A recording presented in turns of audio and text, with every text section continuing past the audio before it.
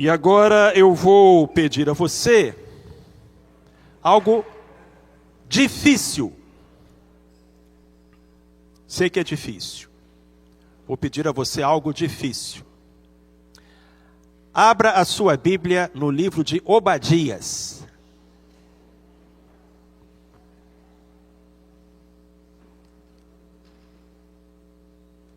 Obadias é um dos menores livros da Bíblia. Apenas um capítulo, apenas 21 versículos.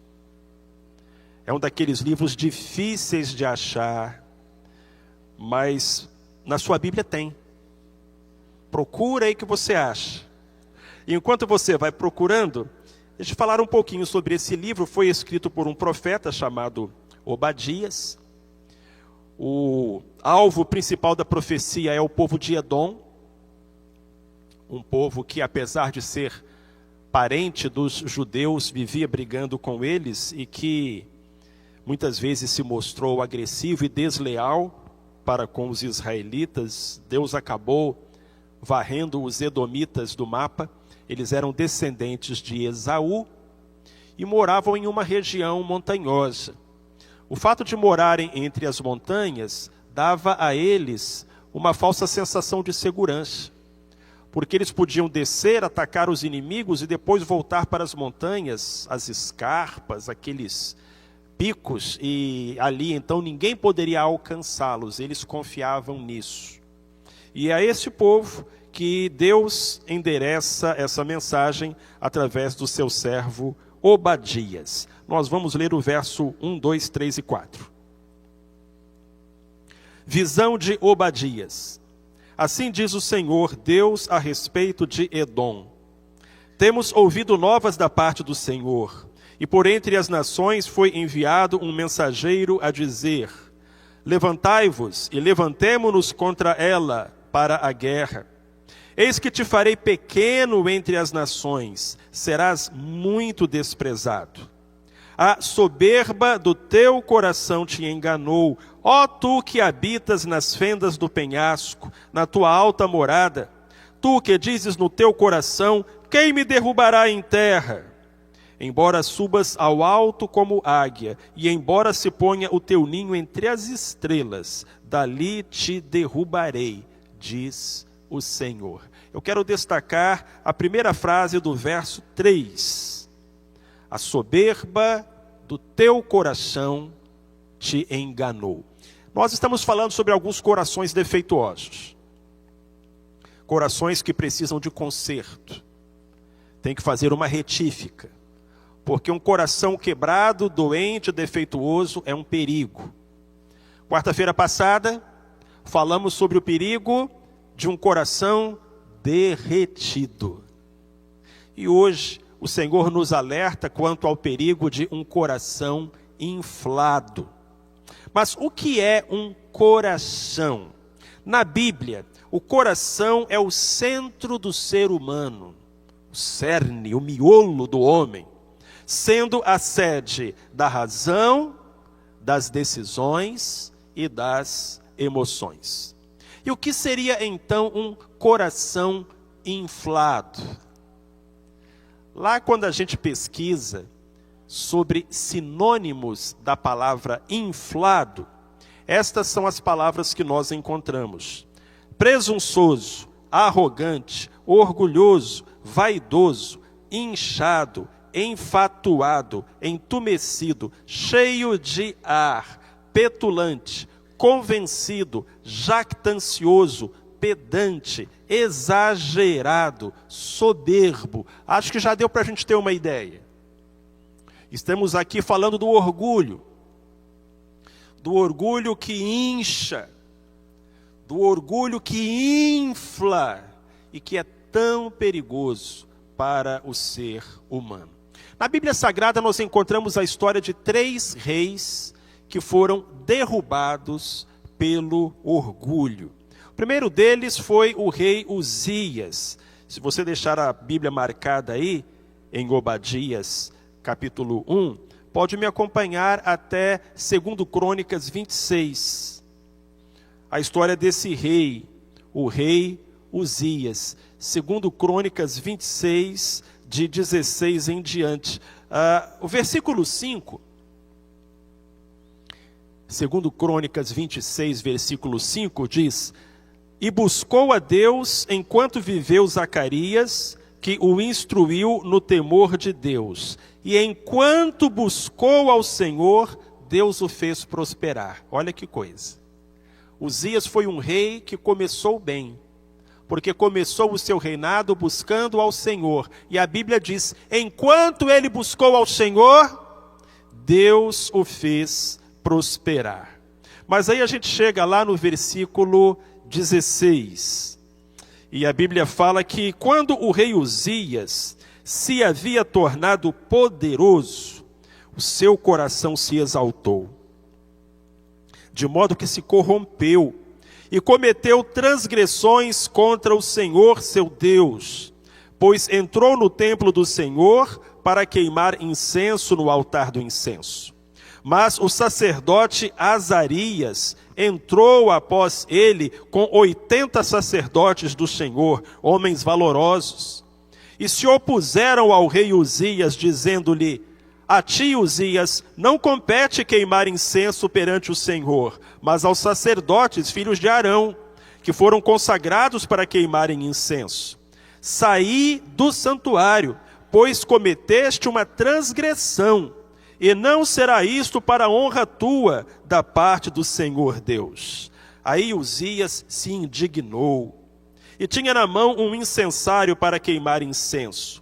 Indignando-se ele, pois, contra os sacerdotes, nasceu-lhe a lepra na testa, perante os sacerdotes, na casa do Senhor, junto ao altar do incenso.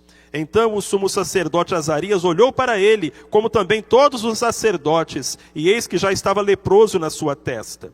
E apressuradamente o lançaram fora, e ele mesmo se apressou a sair, porque o Senhor o ferira.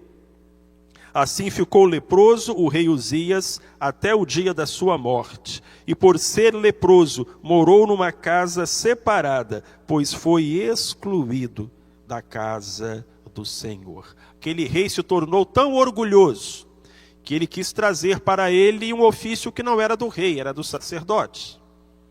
Outro rei que pecou pelo orgulho foi Nabucodonosor. Daniel capítulo 4. Nós vamos falar muito sobre Daniel esse ano, porque a partir de março, vamos estudar nas quartas-feiras Daniel, versículo por versículo. E um dos personagens é o rei Nabucodonosor. Daniel 4, de 28 a 33. Vejam os irmãos o que o orgulho faz com um homem. Tudo isso veio sobre o rei Nabucodonosor. Ao cabo de 12 meses, quando passava sobre o palácio real da Babilônia, falou o rei e disse: Não é esta a grande Babilônia que eu edifiquei para a morada real, pela força do meu poder e para a glória da minha majestade? Ainda estava a palavra na boca dele, quando caiu uma voz do céu: A ti se diz, ó rei Nabucodonosor, passou de ti o reino, e serás expulso do meio dos homens, e a tua morada será com os animais do campo. Far-te-ão comer erva como os bois, e passar-se-ão 7 tempos sobre ti, até que conheças que o Altíssimo tem domínio sobre o reino dos homens, e o dá a quem quer. Na mesma hora a palavra se cumpriu sobre Nabucodonosor. Ele foi expulso do meio dos homens e comia erva como os bois, e o seu corpo foi molhado do orvalho do céu, até que lhe cresceu o cabelo como as penas da águia e as suas unhas como as das aves. Aquele rei poderoso estava agora comendo grama, completamente louco por causa do seu orgulho. E no Velho Testamento temos um terceiro rei que pagou alto por sua soberba, o rei Herodes. Tem 4 reis Herodes do Novo Testamento. É o mesmo nome para 4 reis diferentes, tá, irmãos? Nenhum dos 4 valia nada. E esse foi aquele que mandou matar o Tiago e mandou prender o Pedro. E em Atos capítulo 12, a Bíblia fala como ele acabou. Atos capítulo 12, a partir do verso 20. Ora, Herodes estava muito irritado contra os de Tiro e de Sidom, mas estes, vindo de comum acordo ter com ele e obtendo a amizade de Blasto, camareiro do rei, pediam paz, porquanto o seu país se abastecia do país do rei. Num dia designado, Herodes, vestido de trajes reais, sentou-se no trono e dirigia-lhes a palavra. E o povo exclamava: é a voz de um Deus e não de um homem. No mesmo instante, o anjo do Senhor o feriu, porque não deu glória a Deus, e comido de vermes, expirou. O homem morreu comido de bicho, na frente de todo mundo. Os perigos de um coração orgulhoso. E como nós não queremos acabar como Herodes, ou como Nabucodonosor, ou como Uzias, vamos voltar lá para Obadias, capítulo único, versos 1 a 4, para aprender sobre os perigos de um coração inflado. Primeiro, meus irmãos, um coração inflado nos faz ter ideias erradas a nosso próprio respeito. Você pode ler comigo esse texto? Vamos tentar? Um coração inflado é um grande problema, porque ele nos leva a ter ideias erradas a nosso próprio respeito. Faz-nos pensar que somos maiores do que realmente somos e que nossos pecados são menores do que de fato são. O orgulho do nosso coração nos impede de perdoar e pedir perdão, destruindo assim relacionamentos importantes. Atrapalha-nos de pedir ajuda em meio às dificuldades, aprofundando crises que de outro modo seriam facilmente solucionadas. Um coração inflado nos leva a pensar que sempre temos razão. Você se enxerga em algum desses pontos? Percebe perigo em alguma dessas afirmações? O fato, meus queridos, é que um coração inchado engana a gente a respeito da gente mesmo, fazendo a gente pensar que é maior do que é de fato. Foi o que aconteceu com aqueles reis que nós mencionamos. Quando eu era criança, ouvi a história de um pavão que foi colocado em um cercado, em um terreiro. E logo que o pavão chegou, ele percebeu que era muito mais bonito do que os outros animais lá do cercado.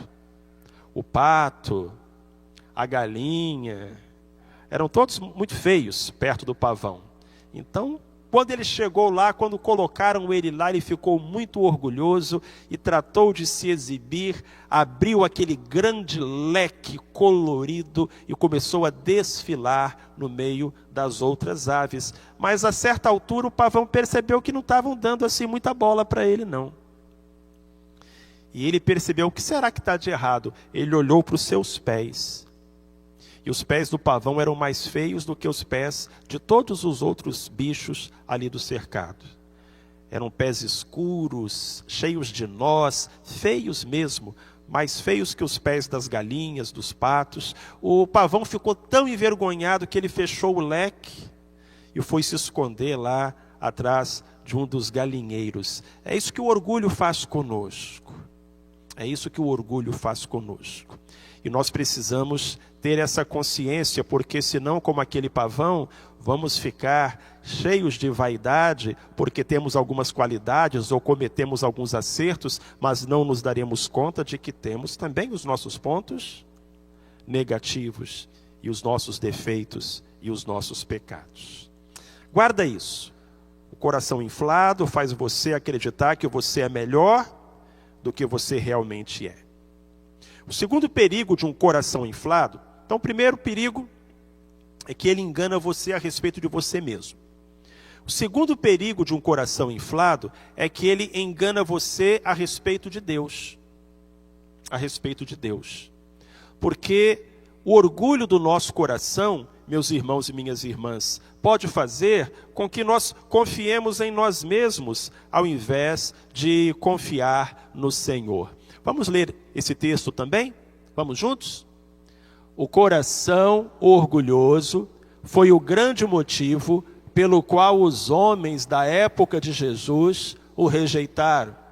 Ele era o próprio Deus. Entretanto, as pessoas não conseguiram perceber isso. Ainda hoje, o orgulho continua sendo a maior razão pela qual os indivíduos rejeitam o Salvador.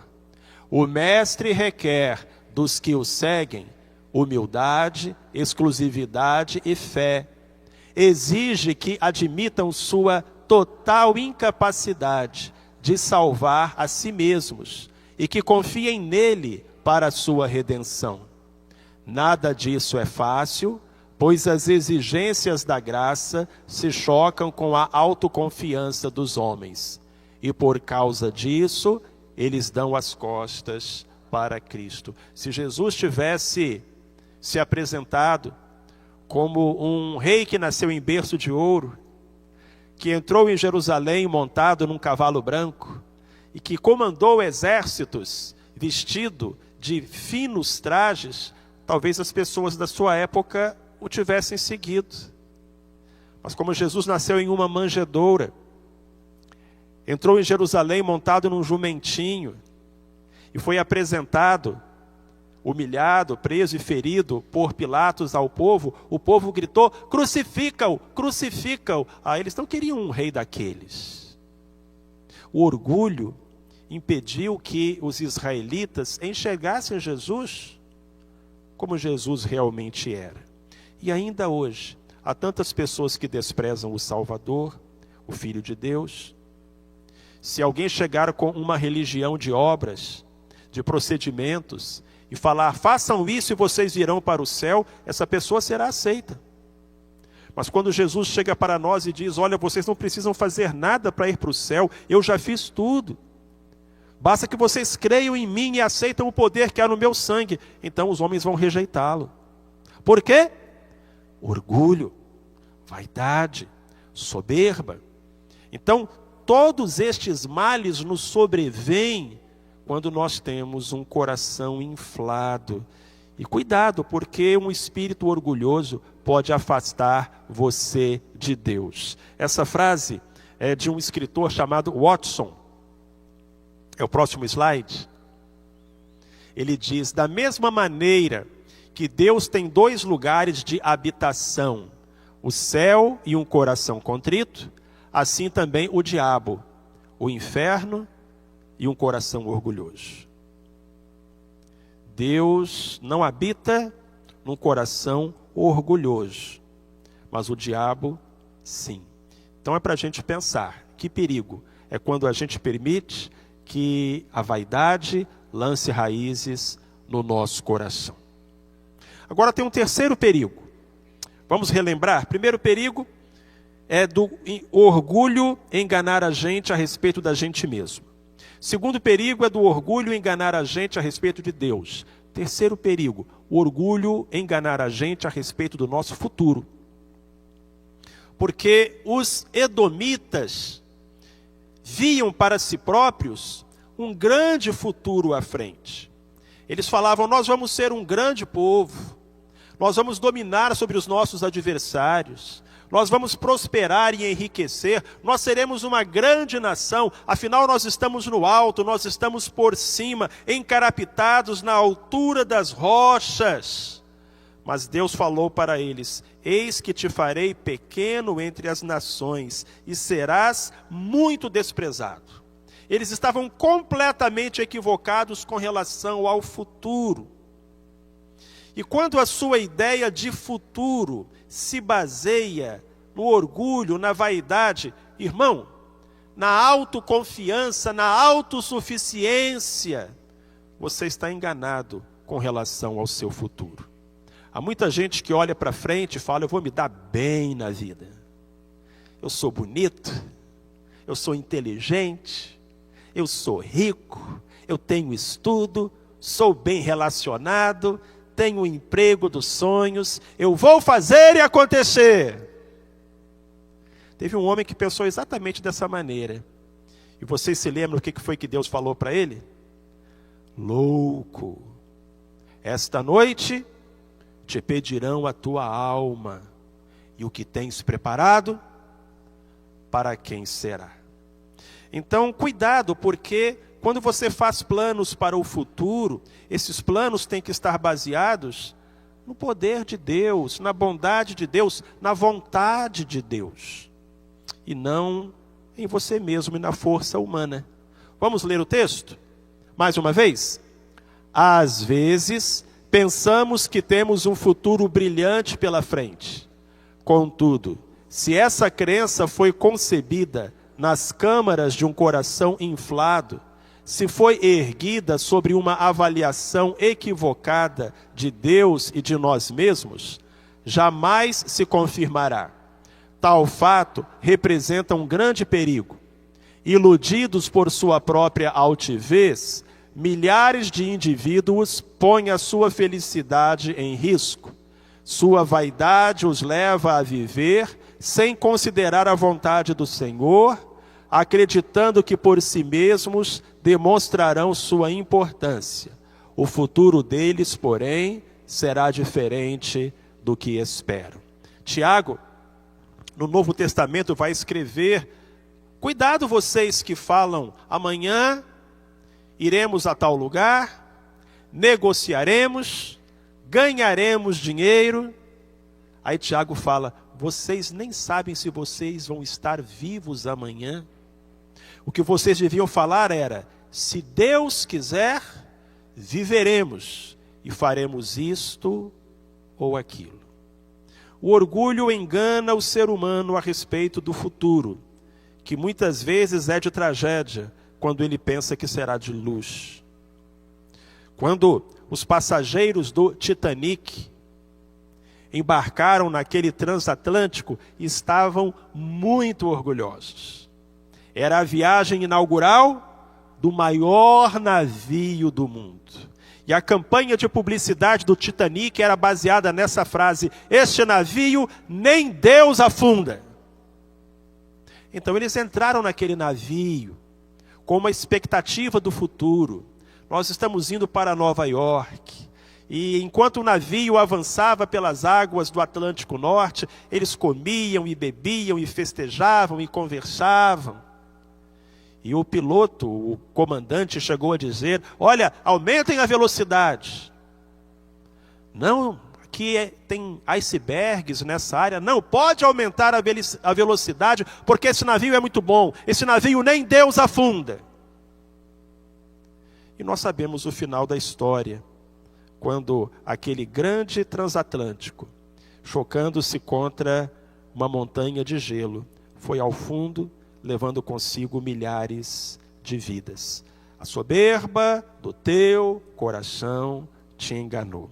O que eu queria falar para você, meu querido, minha querida, é que toda vez que o orgulho conquista espaço no seu coração, é casca de banana debaixo do seu pé. A altivez precede a queda. E como diz o ditado, quanto maior o coqueiro, maior é o tombo. Ou quanto maior o navio, maior o naufrágio. Repito, há muitas pessoas que acham que terão um futuro espetacular quando estão indo de encontro a um iceberg, por falta de humildade e de temor do Senhor. Isso nos leva a um quarto perigo, quarto e último perigo. Um coração inflado nos faz ter ideias erradas a respeito dele mesmo, do próprio coração. O que eu quero dizer com isso? Quem aqui conhece uma pessoa orgulhosa? Levanta a mão. Quem aqui conhece uma pessoa orgulhosa? Soberba, cheia de si. Todo mundo conhece, né? Quem aqui é? Aí ninguém levanta a mão. Por quê? Porque o orgulho é tão danado que ele se esconde, a ponto da pessoa orgulhosa achar que não é. Vamos ler juntos esse texto? A soberba do teu coração te enganou. Essa é uma declaração bastante séria, porque se deixar enganar pelo orgulho é algo perigoso e ao mesmo tempo muito fácil. Todos conhecemos pessoas orgulhosas, mas poucos de nós reconhecemos o próprio orgulho. O orgulho tem uma capacidade enorme de nos enganar. Ele é capaz de ocultar sua presença, convencendo até mesmo um soberbo de que é uma pessoa humilde. O orgulho é um mestre dos disfarces. Por isso, Deus disse aos edomitas: o orgulho do coração de vocês enganou vocês. O orgulho engana. O orgulho passa a perna. O orgulho se disfarça. A tal ponto de muitas vezes fazer parte da nossa vida quando nós achamos que não faz. Isso me lembra Davi, que dizia: Senhor, sonda o meu coração. Prova os meus pensamentos. Vê se há em mim algum caminho mau. Guia-me pelo caminho eterno. Porque Davi sabia, e eu acho que ele aprendeu do jeito mais difícil, que o coração é enganoso. E que eu posso achar que sou uma pessoa tão humilde, tão simples, quando atrás de mim se esconde uma grande vaidade.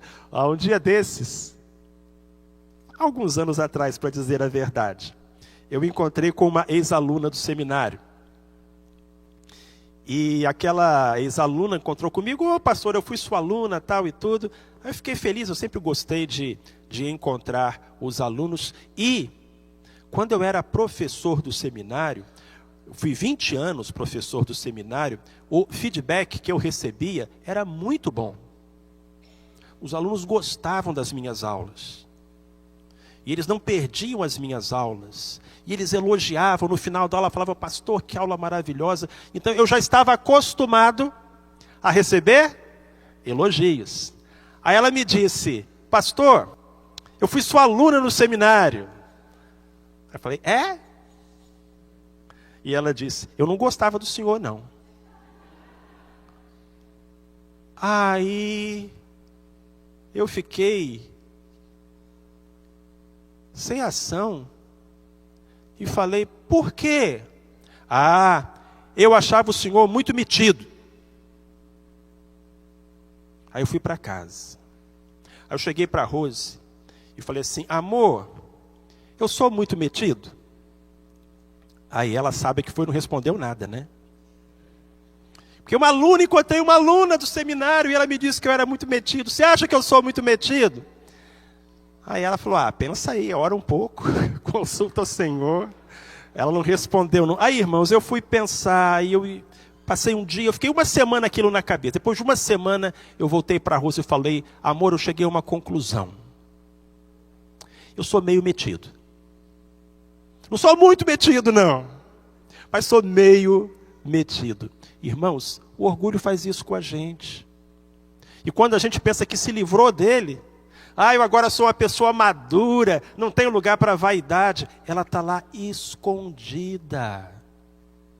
O orgulho engana a gente com relação a gente mesmo, engana a gente com relação a Deus, engana a gente com relação ao futuro, e engana a gente até com relação ao orgulho, fazendo pensar que ele não está presente quando está. Bom, se você quer saber se tem algum orgulho escondido na sua vida, eu aconselho você a perguntar para sua esposa ou para o seu marido. Mas prepare-se para a resposta que você vai receber. E não fique triste, não. Porque quando você enxerga o orgulho, você está numa situação de segurança. Às vezes, lá na floresta, o leão vai atacar as zebras. E ele vem se esgueirando e se esgueirando. A certa altura, uma zebra vê o leão. Ela não sai correndo. Primeiro porque se ela sair correndo, vai despertar o instinto de caça do leão que vai correr atrás. Segundo, porque ela vai se cansar à toa. Sabe o que a zebra faz? Ela começa a olhar para o leão. Como se dissesse assim: Tô vendo você. Aí a outra zebra chega do lado e fala, por que essa zebra está olhando? Aí olha na mesma direção, ah, tem um leão ali, tô vendo você. Daqui a pouco tem 10, 15 zebras olhando na mesma direção para o leão. Aí o leão para de se esgueirar, se levanta, se mostra e vai embora com o rabo entre as pernas, porque ele sabe que ele perdeu o elemento surpresa, sem o qual ele não consegue apanhar as zebras. Acho que com orgulho é assim também, irmãos. Que Deus nos ajude a nos livrarmos desse leão, dessa fera. Mas se ainda não chegou o momento, se você ainda não é maduro nem seguro bastante, mas que pelo menos você possa olhar para o seu orgulho e dizer, estou vendo você. Eu estou vendo o que você está tentando fazer comigo, com o meu casamento, com o meu ministério, com a minha vida. Eu estou vendo você. Porque a gente tem que ser humilde até para admitir o nosso próprio orgulho. E a meu ver, a humildade é a rainha das qualidades. Porque sem humildade, todas as qualidades se tornam defeitos. Um poeta português chamado Augusto Gil é autor dessa quadrinha que eu acho tão linda. Recita junto comigo. Alma de humilde tem asas, de ambicioso rasteja. O incenso morre nas brasas e perfuma toda a igreja. Que pensamento bonito. Que a gente seja como o incenso, na nossa humildade, perfumando o mundo e exaltando a Deus. Amém? Vamos ficar em pé, queridos, e que pela graça de Deus a gente consiga desinflar o nosso coração. Vamos pedir a Ele que nos sonde e que nos esvazie de nós mesmos. Senão, como diria o bom capixaba, esse coração vai pocar. Então, antes que isso aconteça, vamos desinflá-lo.